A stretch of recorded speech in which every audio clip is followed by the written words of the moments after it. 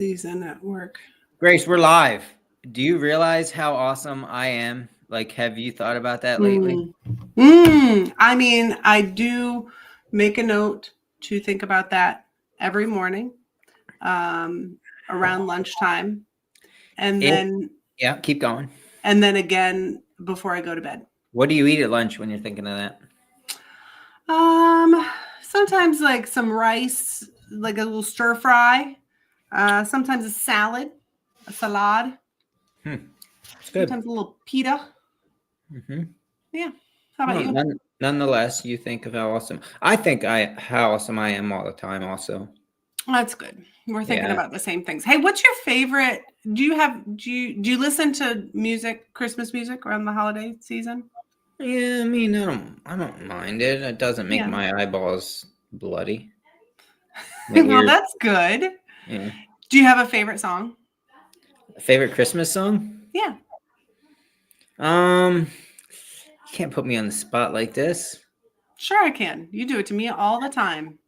I don't. I don't know. I like them all. I like Christmas music for this short period of time. Nice. What's yours? I really like Walking in a Winter Wonderland. I like it. It makes me think about walking around in the snow. I love it. Interesting. Yep. Cool. Yeah. You had didn't you do a race this weekend or put on a race or something? No, Gina had her debut as a race director, which was very exciting. She did fantastic. And a friend and Heather and I proofed. That's what we did. Yeah, we did some proofing at a race. So that was fun. Cool. Yeah. How about you? What'd you do? Did you do some hunting? I did some hunting. I got skunked, so not really much to report back on that front. Ooh. Didn't see a thing. Yeah. 1 week left of the rifle season for anybody that's wondering. That's all I got. I hunted my butt off this weekend for nothing. So, but that's why it's called hunting and not killing. That's why you do it, because it makes it that more special when you get a chance to harvest something. Okay. You don't have much of a butt to begin with, too, so that probably played a factor. If I hunted my butt off, I mean that would be like every day. I see where you went with that. You made a little jokey joke out of my skinny butt. I did. That's cute. Real cute. You know what? Let's just get on with the show. You ready? I'm ready. Grace, listen up. We are talking to a runner tonight who has run 200 races of marathon distance or longer. Or more, not longer, more. Remember, more. Okay. I'm betting she'll run. Oh, no, wait. Okay, let me start over. This is probably the best one of the year right here. That's probably my worst mess up in 144 episodes, but here we go. Grace, we're talking to a runner tonight who has run 200 races of marathon distance or more, and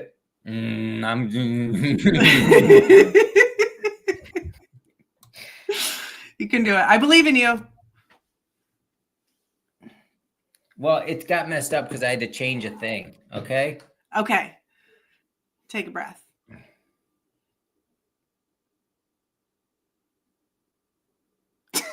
I'm trying to figure out how to say it now.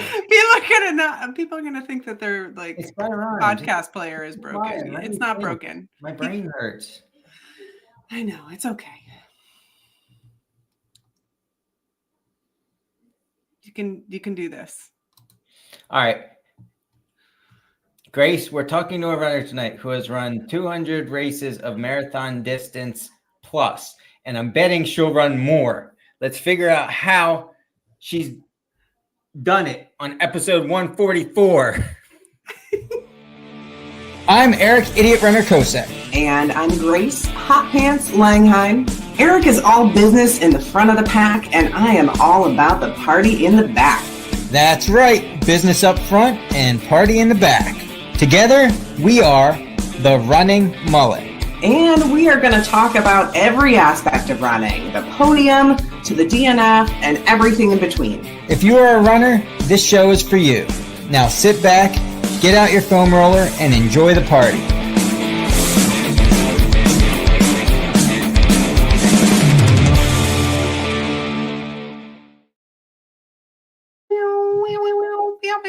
I'm not even going to try to explain myself there. That's it. I'm done. Okay. It's not fun. Cool. Just forget it ever happened. Got it. No, you won't, because you'll bring that up at the most opportune time just to put me down a notch. And yeah, I know how you work. No, I mean. Oh, no, right now. I'm cute little Grace. I wouldn't do a thing like that. Yeah, you just put that in the old vault. I know you did. Not at all. I think you're great. You're doing awesome. Yeah. Anyway. Whew, that was a train wreck. Wow. All right. Let's move. Lisa's gonna save the show, save the episode here. I've wanted to have Lisa on the podcast for a long time. I got to spend some miles with her at the Baker 50 miler. I have been following her for years.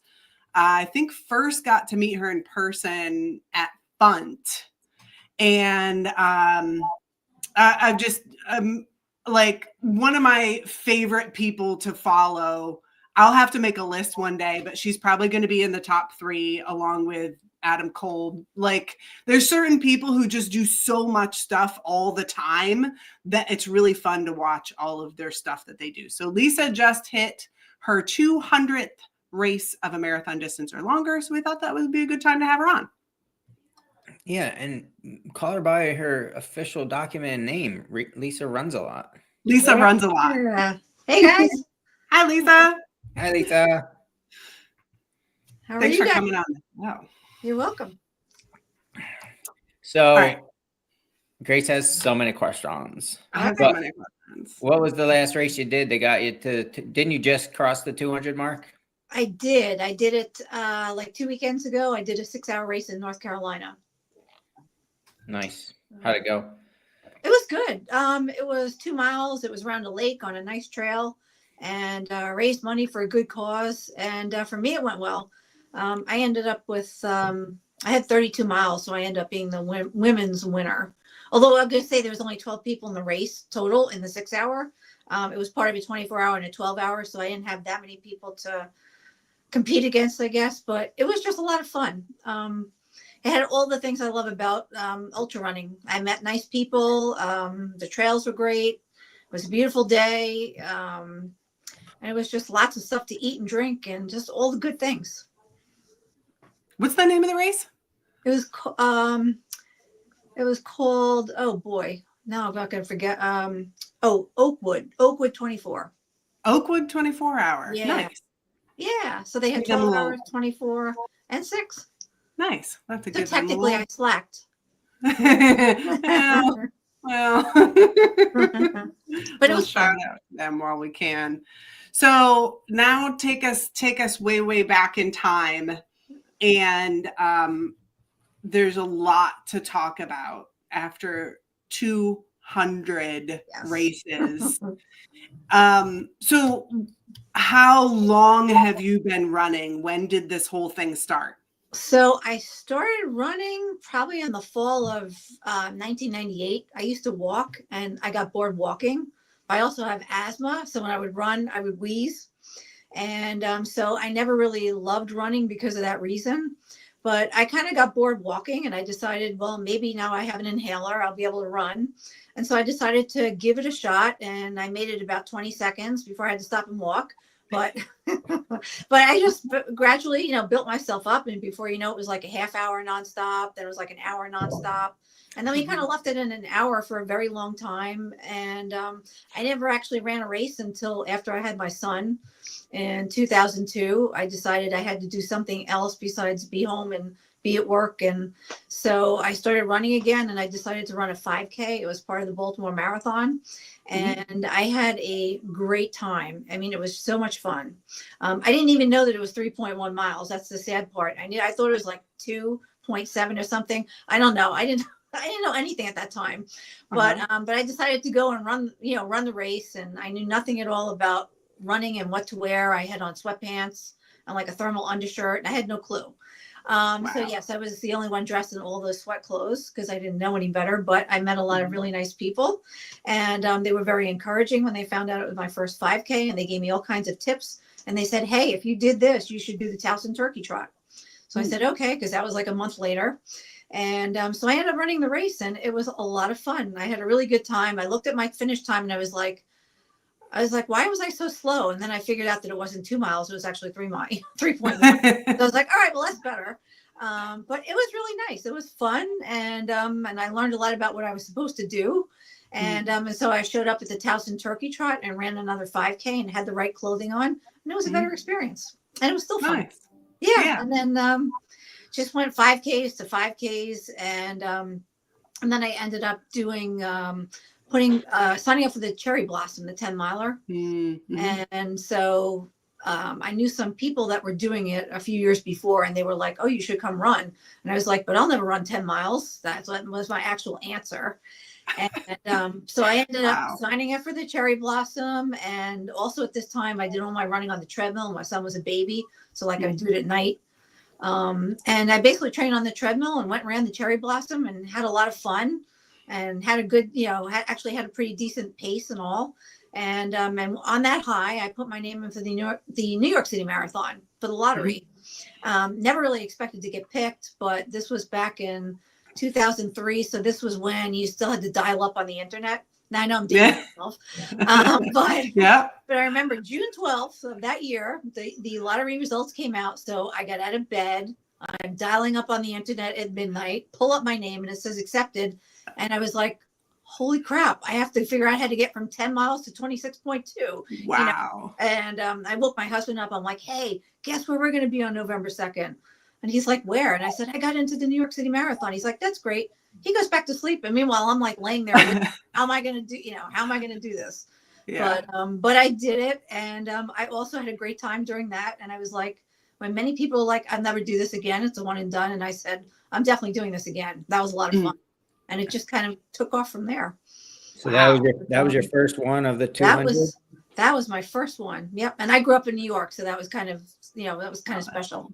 So let's see. What year was that? So that was 2003. 2003. So 23 years. I was doing the math. 200 plus marathon distance or more. Grace, would you math that for me? What math do you want to know? How many is that per year? So that's 22 years of running. 2000. So I don't know, I'm not good at the mathing either. We're just coming up with an average. I was just curious. like 9. So almost one a month. So one a month, one every month and a week. Plus the 5Ks, the 10, because you still, I still do and we'll get to this, but you still do the quote unquote shorter distance. We all know 5K isn't, it's technically hard distance. Yeah, 5K is hard. I do a lot of them, but I do like the Bel Air Town Run because it's the town run. Our running club puts it on, and so I've done a couple 5Ks here and there.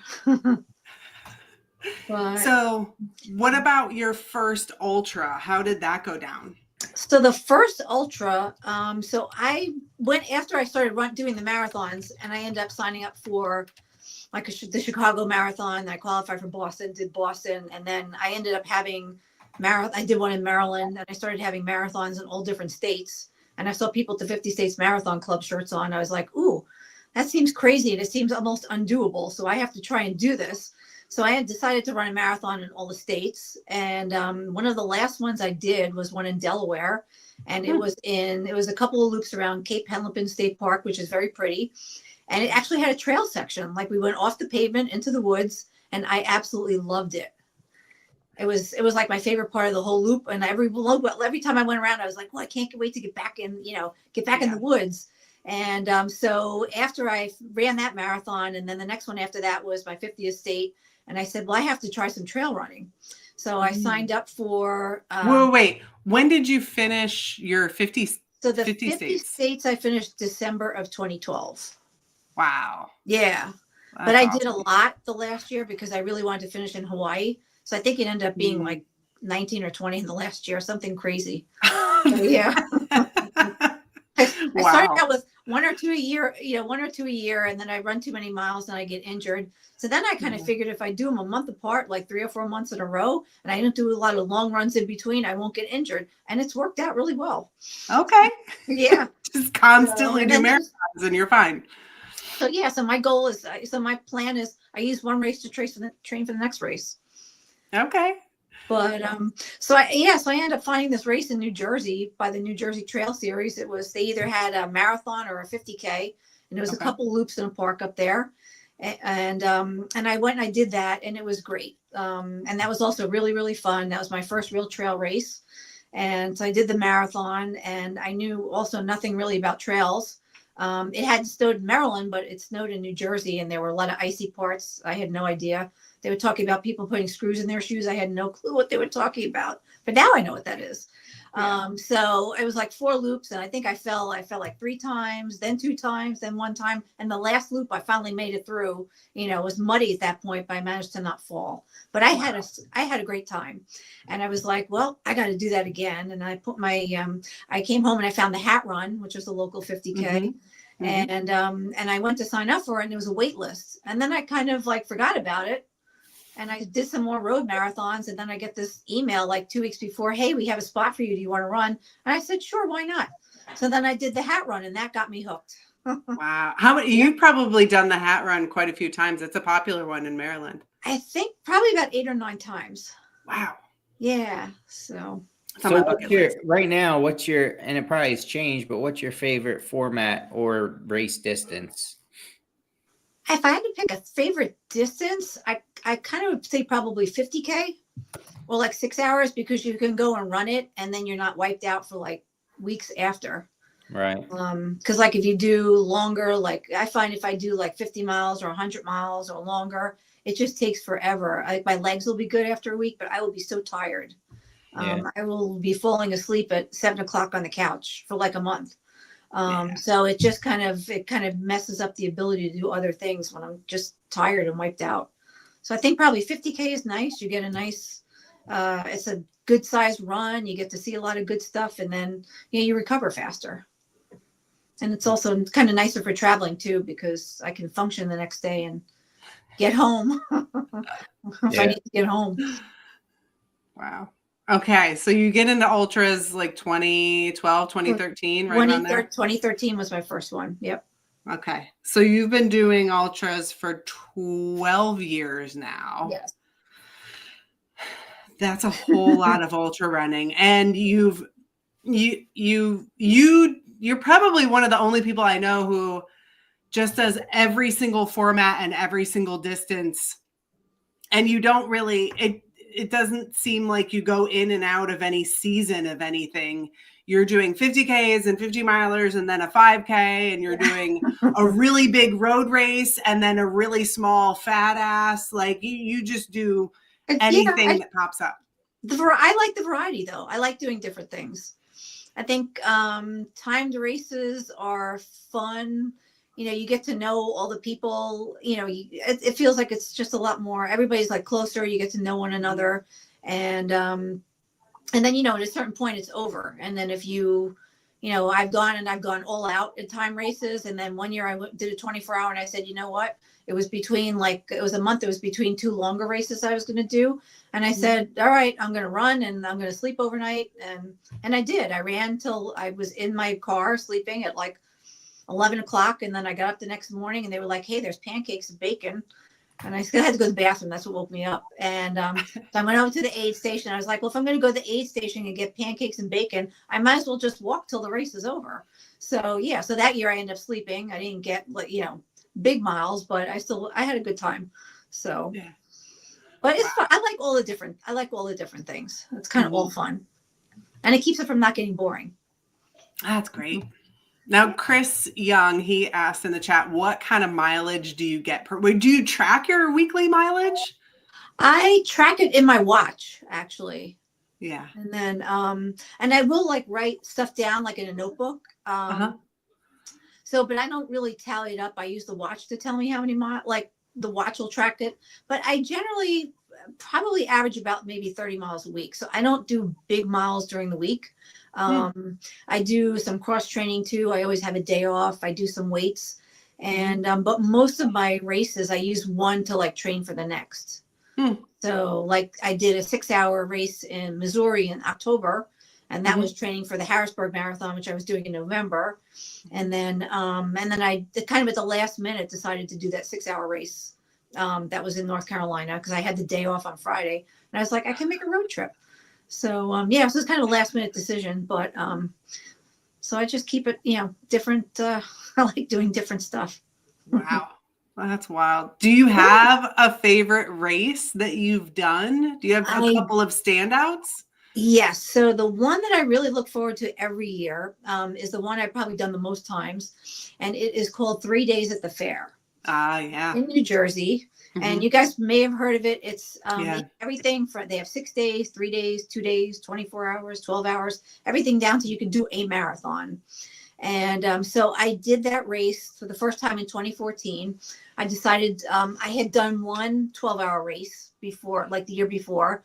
And I said, I think I'm going to go and try 24 hours and see what that's all about. And it was the same group that put on the first trail race I did, the first trail marathon. And the family that puts on the race is great. They're really nice people. And when I went to that 24-hour race, I knew 2 people. That was it. But I met so many people. Everybody is lovely. And I tell you, I go back every year because of the people. There's probably like 40 of us that are there every year. And it's like a family reunion. So I pull up, I get out of my car, and it's just all you do is walk around and greet people and hugging people. And, you just get to see all your friends. So it's a family reunion where you actually want to see all of the people. Yeah. So sometimes, family reunion, you may not want to see one or two, but I go back every year because it's just, I really like the people. And it's a 1 mile loop. It's paved. It's lit at night, so you don't have to worry about a headlamp. And you pass the aid station every mile, and they make all kinds of food all day and all night. Wow. So yeah, so like the first year I went, when I did the 24 hours, my goal really was I had done 54 in the first 12-hour I ever did. My goal was 55 because I would beat that. And then I said, well, if things are really good, I'll go for 62. And if things are really, really good, I'll go for 75. And I ended up having a lot of fun. It was meeting people and talking to people and running with people, and the time's going by. And I hit my 55, and then I hit the 62, and then I kept going. I was feeling not too bad. And I was talking to this woman, and she was like, what's your goal? And I said, well, I told her my 3 goals. And she said, well, you could probably hit 100 miles. She's like, you're moving really well. And I said to her, but I'm not even trained for 100 miles. It's not even like it wasn't even on my radar. Yeah. And but she's like, there's no reason you can't do it. She's like, if everything hurts now, it's not going to get any worse. It's just going to keep hurting. So she's like, just keep moving. So I was like, well, I hadn't really thought about it. And then I started thinking about it, and I said, well, all right, maybe she's got a point. I don't know. And then so one of the people I actually knew there, I said, I had said, do you think it's possible? And she said, just keep moving. And so I hit my 75, and I think I still had 6.5 hours left. So I was like, well, I'm just going to go for it and see what happens. And so I hit my 100th mile. No, I was about to, I think I hit 100. It was like a little, like, I don't know, maybe like 22:50 somewhere in there. And I passed the aid station after you go over the timing mat. And I said, hey, can you guys make me a cheeseburger, and I'll get it on the next lap. So I then ran another lap. And then when I came back, I ate my cheeseburger. And then I said, I was like, well, there's like, I don't know, 40 minutes left or whatever. And somebody's like, oh, you should keep going, because everybody stops at 101 because you get a belt buckle. And 101, they're like, keep going. So I said, all right, well, I don't want to lose the cheeseburger. You know what I mean? By running. So I figured I'll walk 2 more loops. I ended up with like 103 miles. Wow. So, yeah. So that was my first foray into like the time stuff. And it ended up being a lot of fun. I ended up having a really good time, meeting a lot of nice people, and ended up with miles that I really never thought I was capable of. And that really started the ball rolling. And, so. And that was 2014, I think you said? That was in 2014, yeah. And I think every year I've been there except for 2020, because they had moved it with COVID. They moved it from May to September. And I was already running the Yeti 100 the same day. Okay. That same weekend. So that was the only year that I missed. And so I've done everything from marathon there to 48 hours, and it's always fun. Wow. That Yeah, is it's awesome. crazy. That's been on my bucket list for a while. I haven't You been should able to make come. it there. You really should. Yeah. Everybody is so nice when you get to know everybody. Mhm. It normally would get probably very boring there, Yeah. but it doesn't because there's always somebody to talk to. And then Yeah. there's always, food and, real bathrooms you pass every mile, a hot shower. Mhm. So it's actually It a sounds well, it sounds a lot like Conquer the Wall. Have you been down there? I've not done that. Yeah, it's a 2-mile Oh. road loop. That's a 47 hour, And a where is 35 or 47. Yeah, that's real similar. It's probably, I think it's some of the same people go actually. Oh, wow. That would be cool. Yeah, I'll have to yeah. check it out. All right. Always love to do things. Yeah, absolutely. So you have just this huge amount of experience behind you with all these different distances. Another question that came through the chat: what advice would you give to someone who's training for their very first marathon? So I would say to them that if you have decided to run your first marathon or your first ultra, I would say good for you. I said you've already taken the biggest step, which is you have decided to do it. You have picked a really big goal. And then I would tell them to, pick some kind of a training plan and stick with the plan, but also listen to your body. If you're really tired and you need to take a day off, take a day off. And I would tell them that whatever happens, with the race, if you don't finish it or if you get injured right before it, whatever happens, I will tell people that the journey that you took to get as far as you did has already changed you for the better. I feel like there's no losing when you choose a big goal like that. Even if it doesn't end up in a finish or the time you want, because you pick something big that most people won't do, and you put the time in for it and you went for it. And my husband started running marathons, and there's some other people in the running club that ran the Marine Corps. It was their first marathon. And I told them, when you're on the starting line, I said, you're already a winner. I said, because you already did the hard part. You made the big decision. You put the time in and you're going to go for it. And there's no losing there because you already have changed for the better. So I think that's, you have to do what works for you. Don't compare yourself to what other people are doing, whether it's training or running. Run your own race and just be proud of what you did to get there. And whatever time you finish with, you did it. And I think that's, there's so many takeaways. People a lot of time focus on how fast am I going to run? Where am I going to place? And you lose sight of the most important part of the whole thing, that, you picked a big challenge and you went for it and you're doing it. So I think that is, don't get discouraged. If, and the other thing I would say too, is that if you have 1 or 2 bad long runs, that is not the end of the world. It happens to everyone. That doesn't mean your marathon is going to be a disaster. So just, the next day is a new day and you just move on and just be proud of what you're trying to do. Yeah. Yeah. Yeah. That's great advice. And,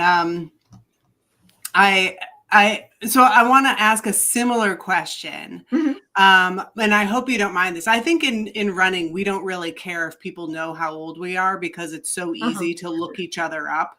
Like you can just go on Ultra Sign Up and you find out how old somebody is. And if you look you up on Ultra Sign Up, like you have first off 111 races, which is awesome. 24 of those have you as first female, so that's also pretty awesome. I mean, you've just done Hennepin and Umstead and just Yeti, a huge awesome list. And you're 56, right? Yeah, and I'm 56. Yes. And so I want to ask this question: has your perspective changed, or have your goals changed when you got to a certain age? Whether that was when you hit like 45 or 50 or 55, like did you start to change your perspective or your thoughts on or your goals at all, or did you just stick to I'm just going to run all the time and see what happens? I don't know. I think that some things like with training will have changed because of all the, changes you go through, health, physical changes and stuff. So I think that, for me, I think I have to be more careful about, if I try to space things out, like at least 2 or 3 weeks. Like I won't usually do back-to-back weekends and stuff because it becomes too much. And so I think I have to pay more attention to the recovery stuff. But I think the goal, other than like the time that I really wanted to qualify for Boston the first time, I think the goal is always just to have a good day, have a fun day, appreciate being out in nature, appreciate meeting and getting to hang out with people all with the same goal, and just being thankful I can be there and just to do it. I think is for me. I think for me, maybe at this point in time, it's really more a lot of gratitude, because I stand on the starting line and I think I'm lucky I can physically be here. I'm physically able to try this, and I don't, I've had a lot of success, but I don't define my running by where if I won or something or not. I really just want to go and have a good time and just do something that makes me happy, if that makes sense. Yeah. I find that if I don't pay attention to my watch, like what the pace is or, what the time is, or it's just a lot more fun, if that makes sense. Unless I got to worry about a cutoff. But to me, I think it's just about going out, doing your thing, and just being happy I can be there. And if I happen to win something, that's great. That's not the goal, but it's like the icing on the cake. But I think it's just really, I'm very thankful that I've been able to do what I've been able to do. I mean, I've had injuries here and there, and, I haven't always been successful. I have DNF'd, so there's that. But I've tried to learn from that. How many? I DNF Western States. That was it. That's the only one. So there's another one. Well, there's another one listed on Ultra Sign Up. It was a local, the race had a 50K and a 25K. And this was way back. I think it's probably like 2014 or 2015 when I first started out. And it was a small race and nobody was going out to do the second loop. And I really wanted somebody to go out with me. And I was like, well, I guess everybody was like, we're stopping. So I was like, well, I guess I'll stop too. So I finished the 25K, but I got a DNF for the 50K. But Western States that was my big DNF. Yes. So. That's not many though. That's pretty impressive. Yeah. It's weird because if somebody would have told me before I ran it that I was going to DNF, I probably would have been like incredibly angry and insulted. And I probably before that race, I would have thought to not finish that would be like devastating. And, but I went, and I also was unable to run for like 3 months after I got in. Still don't know exactly what I did. I think I pulled a muscle shoveling snow. Because I shoveled snow, I went for a run, and then I had this horrible pain over my hip. And well, that just went on for a long time and nobody could figure out what it was. But eventually I got it figured out. And so I did all the training that I could.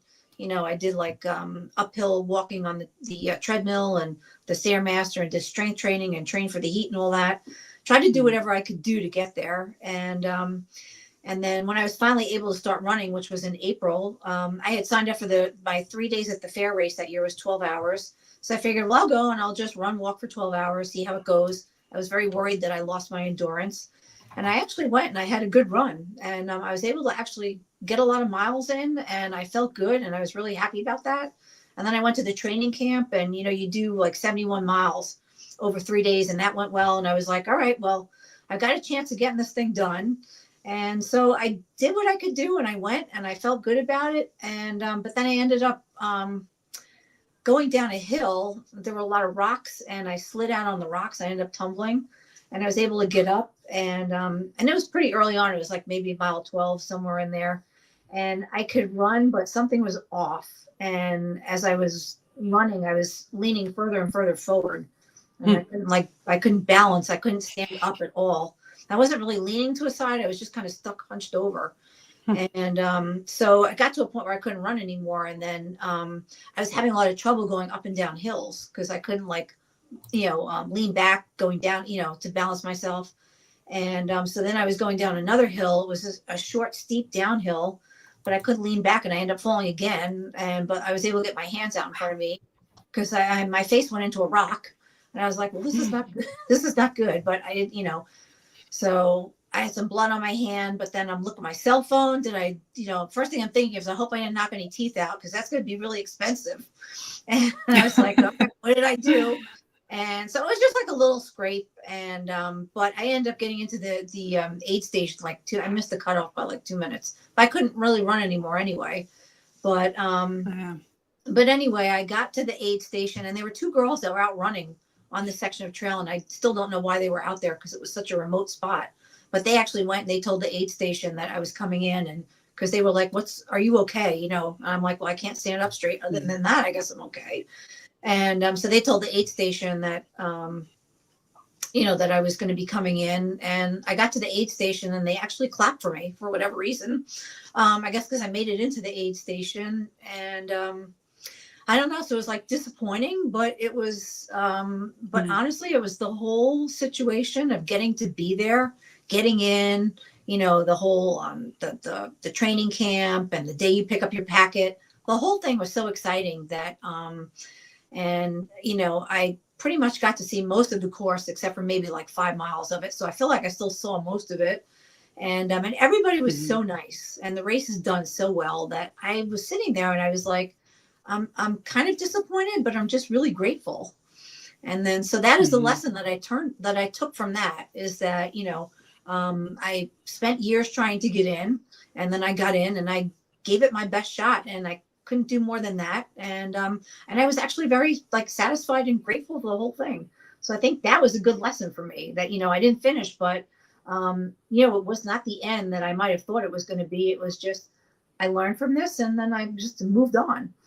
And so that was good. And then, and there was a woman that finished probably 20 minutes after me at that aid station. And when she found out she missed the cutoff by like 20 minutes, she was really upset, and she was like sobbing, and everybody's just looking at her. And I was like, all right, this is not cool. So I got up and I went over to her, and I put my arm around her and I said, hey, I said, there's a couple of us in the same boat. I said, but I want you to think of this. I want you to think of all of the effort you put into getting to this point, right? Running the qualifier, entering the lottery. You just ran, whatever it was, 25 miles that were, not the easiest trails to run on. You're at elevation. I said, so whatever you did, I said, it's still amazing. I want you to, I said, I understand you're disappointed, but the whole thing is still amazing that you're here in this spot. I said, so I want you to carry that with you. And then she was like good after that. She was like calm, and, and it was good. And the other thing is that at that aid station, there's no cell service because it's in the middle of nowhere. And it was like an hour ride back to like the Forest Hill aid station, which is mile 62. And on all these winding mountain roads with these nice, 100, 200 foot drop offs. And so there's, it was I think the ride back freaked me out more than the actual run, because it's just, I don't really like those like winding mountain roads with, one little guardrail and but then when I finally had cell service, my phone went crazy. So, I text and messenger, messages on Messenger, and voicemails. I didn't realize how many people were actually following what I was doing. And were so invested in watching what was going on. It didn't even, I just didn't really think that many people were paying attention. And it was really felt humbling and good that so many people actually were like, are you okay? What happened? We're worried about you, and that also was like, I'm really grateful that, that was a good experience, that, so many people were really into it and were worried and cared, and, so it sounds kind of corny, but it was really nice to know that so many people were, worried. Most of the time I go to these things and I'm not really thinking about what everybody else is thinking. I'm just doing my thing. And, but it was really nice. I learned that, there's a lot of people who were following and interested and concerned. And even when I got back to that aid station, the Forest Hill aid station, the spectators were like trying to give me drinks and food and offering me chairs, and everybody was so nice. And, so even though it didn't go according to plan, and that was probably the biggest race, that I wanted to get into, I learned so much, and I'm just so grateful for the whole thing. And so I think that, if people are going to do their first marathon, or they want to do a longer distance, a longer ultra, if you've done 50K, you want to do 50 miles, I say, go for it. I said, because you really, you will take something really good out of it. Whatever the outcome is, if that makes sense. Yeah. So never sell yourself short. And if it's something you really want to do, whether it's running or anything else in life, go for it and just give it a chance. Yeah. You won't know until you try. And I think that, you only live once, and go for it. Really. What year was the Western States? That was actually, that was 2024. Oh, So, recently. yeah. Hmm. So. But we're learning so much from you, Lisa. And I think here's one other thing that I want to hear your advice on, because over that long of time, and you mentioned this, you've dealt with injury before. I know some people who are kind of going through that right now. Yes. What do you do to get through that time frame where you're dealing with injury and you don't really know what the future holds? How do you get through that? I will say that it's very hard, and I will also say that I did not always cope with it very well. But I've had, a couple things happening. I had sprained my hamstring at one point. I went to physical therapy and seemed better. And then I started having a whole new pain. And, I went to so many different people, and nobody could figure out what the problem was. PT, I went to an osteopathic doctor, and it was different kind of doctors to figure it out. So what I would say is that if you're injured and you're doing what they're telling you to do and you're not getting better, you have to keep looking for somebody that will, help you out. Although for that, it actually turned out to be a proximal hamstring tendinopathy. And I figured it out, believe it or not, after listening to a podcast on injuries. Wow. The Run Smarter podcast. That was how I figured it out. And then, eventually I ended up tripping over something on a trail and tearing it. But that also was, I went to sports medicine. I said, I think I tore the hamstring. I explained what happened. I couldn't slide one shoe off with the other, which is basically like a hamstring function. And the guy told me, well, it's not your he's like, it's not really your hamstring. He said, you're over 50. It's probably coming from your back. Yes, that was what he told me. So so I've been gaslit a lot too. So especially as a woman, when you're in your 50s and you're a woman and you want to do things that the rest of society thinks you probably shouldn't do anymore, or do in the first place, it's really hard. So I would say that if you are injured, find people that will work with you to figure out what the problem is, and don't lose hope. It's easy to spiral down the rabbit hole of, is this ever going to get better? Am I ever going to be normal again? But, nothing in life is really permanent. So you may end up, you may have a couple bad days, but then, you're back and then you're, better than ever. So you can bounce back, you can come back and focus on the things that you can do. If you can only, so when I was training for, lost a couple months training for Western States and I couldn't run, I did the things that I could do. I prepared for hills. I prepared for heat. You do what's in your power that you can do.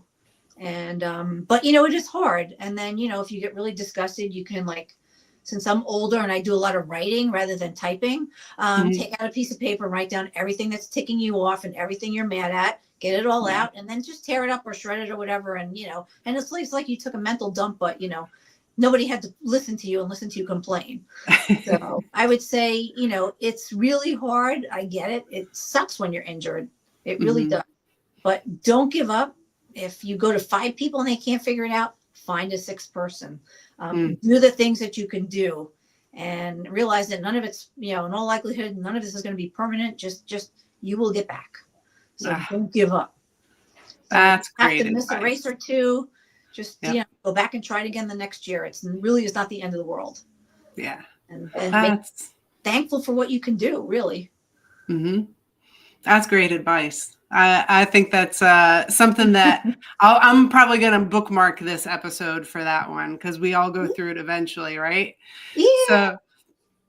So our next question that came through the chat is, what has been your favorite swag or favorite medal? Because I'm sure you have a lot of swag sitting around. I have a lot of swag and a lot of medals. I think I really like some of the races where we got a handmade ceramic cup, like Bryce and Zion gave out nice handmade things like that.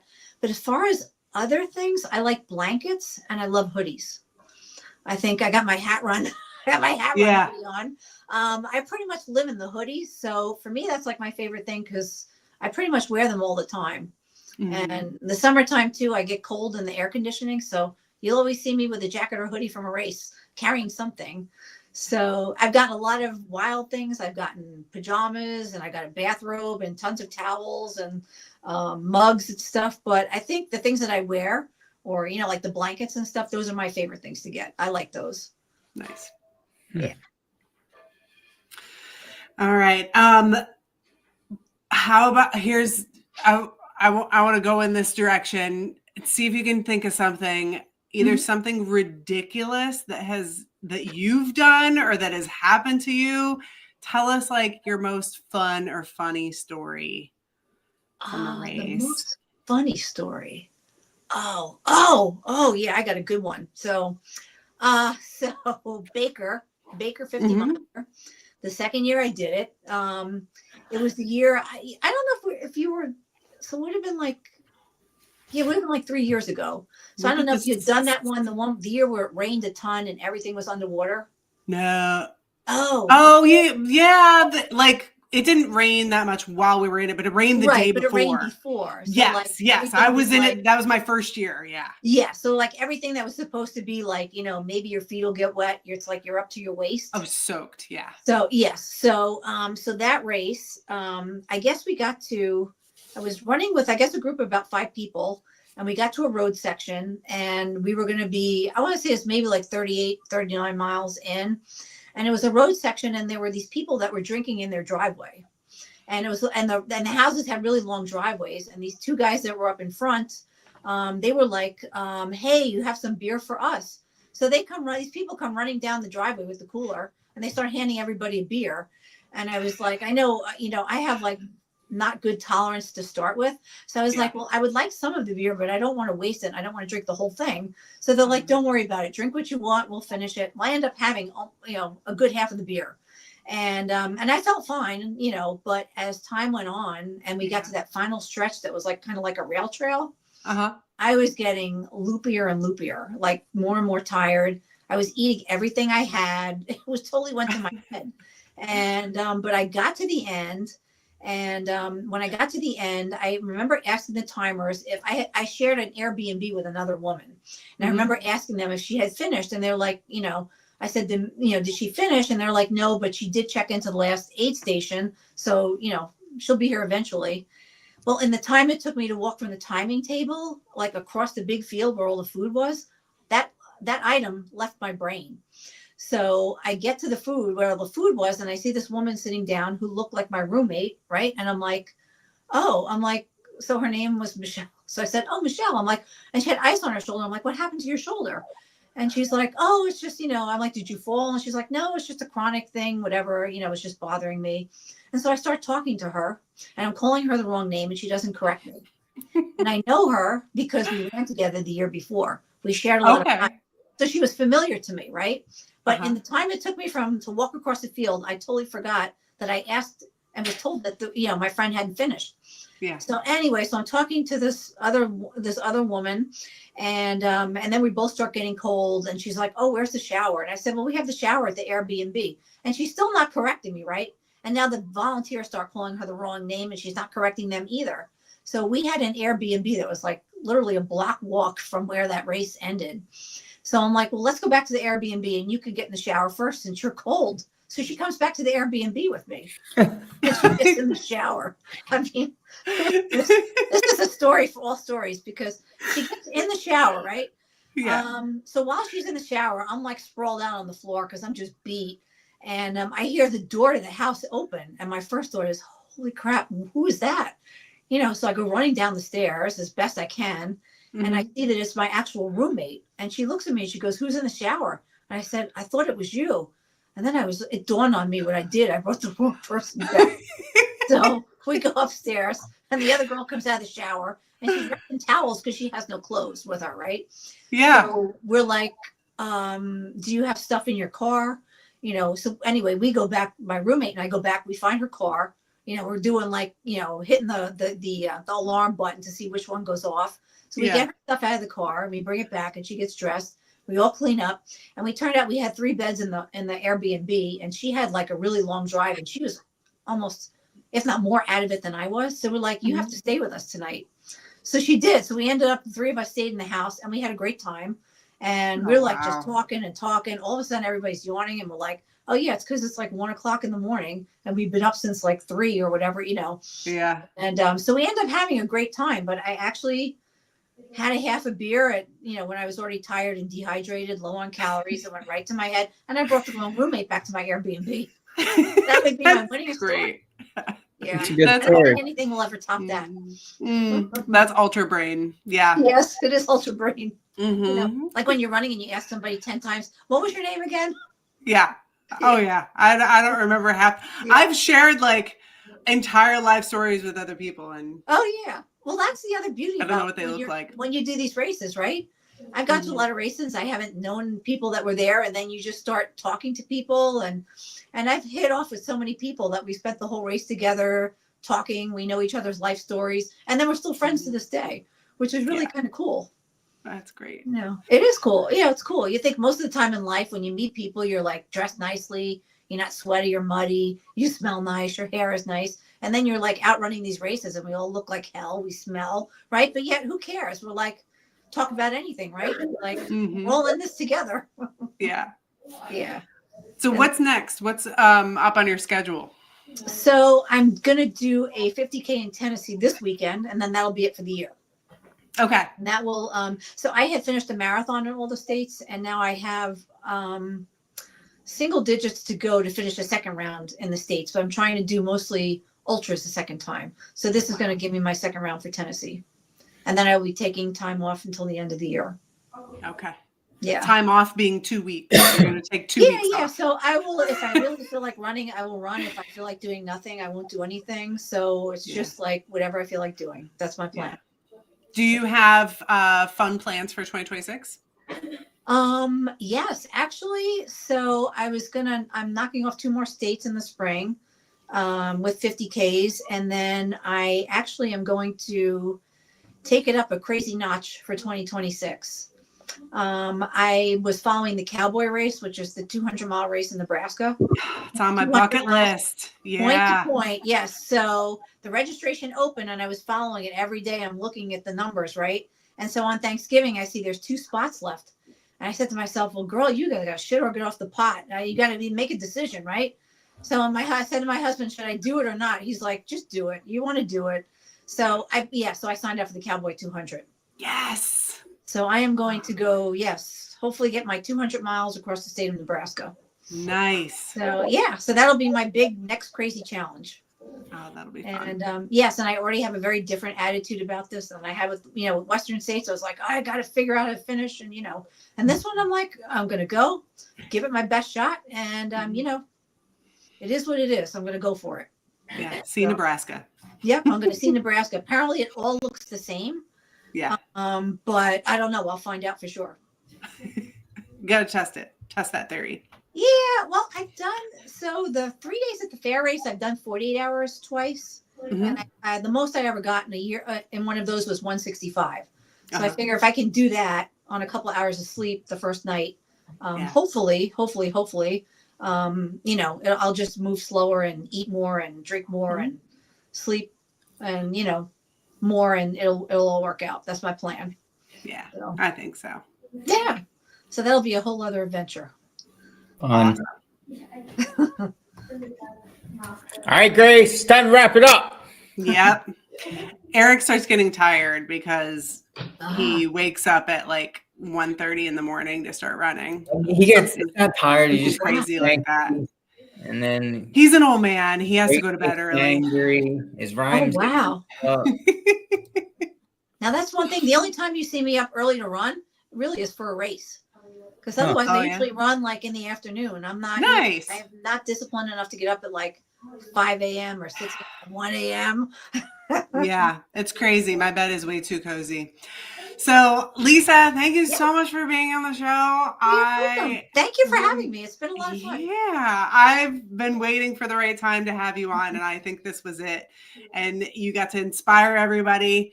wrapping up 2025 and heading into 2026. And so I really, really appreciate your time. Well, I appreciate it. And anybody that's listening, if you want to get an idea that you want to do something, just go for it. You have nothing to lose. You really don't. Absolutely. Just do it. Yep. Live. You get one life. Go for it. Thank you, Lisa. I think you gave everybody a ton of inspiring words tonight, and we thank you. It. Yep. Yeah. That was the goal. Good. Yes, exactly. And it should always be fun. I mean, except for those miles that aren't fun, but we should always be having fun. That should be the main, enjoy the scenery, enjoy the people, eat all the food, and have a good time. Yes. All right. Absolutely. That is the goal. And the goal for us is to keep doing this every Monday. Exactly. As long as we can, and be grateful for every day you could do it. Absolutely. Keep running and keep inspiring. For anybody who's listening out there, keep tuning in to the podcast. Keep showing up 7:30 Eastern time every Monday. Share with your friends. Like and subscribe and leave some nice comments and leave some lovely reviews. And we'll have more inspiring episodes like this, right?